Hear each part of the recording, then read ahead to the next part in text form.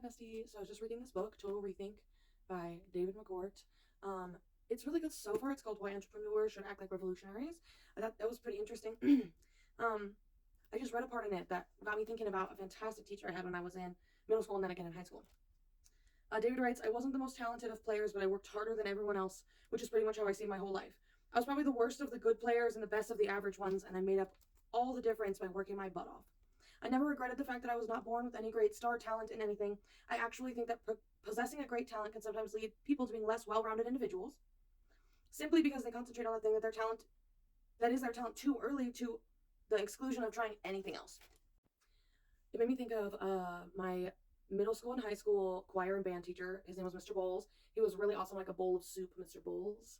Um, he was really awesome. He was super smart. He was insanely talented. He sang with us while he played piano. He played like 4 or 5 different instruments and always helped people tune up everything from like a saxophone to a tuba. He helped me fix my flute one time. I totally thought I broke it. I was like, oh no. He's like, no, no, you're okay. I was like, oh no, this is really expensive. The thing that he told me consistently, I remember I used to go sit in his room sometimes for lunch because I'd be frustrated consistently all throughout school and just never really understood until I got my autism diagnosis why things were so much more difficult for me than they seemed to be for everybody else. Even if it was just basic things like, I don't know, like eye contact or remembering to brush my teeth or remembering to eat before I'm like literally blacking out in school. And the teachers are like, oh my God, what's wrong with her? And it was always embarrassing. And one day I think I was really embarrassed and I got irritated and I was like, Mr. Bowles, what on earth? Why do I have to try so much harder than everybody else? I'm so upset, right? And he just told me a story about when he was in a big fancy college and he was in a big fancy college band and it was like an orchestra. And I was like, that's so cool. Like the thing I want to do so bad. And he was like, well, I started out the semester, my first semester, as last chair. I think he played trumpet or something. He's amazing. He goes, by the beginning of my third semester, I think he said, or third or fourth semester, he goes, I was first chair. I was like, how did you do that? Did somebody die? And he was like, no. He said, because the people that were used to being first chair were used to practicing the exact amount that they wanted to, versus me, who's used to being last chair and doesn't want to be there anymore.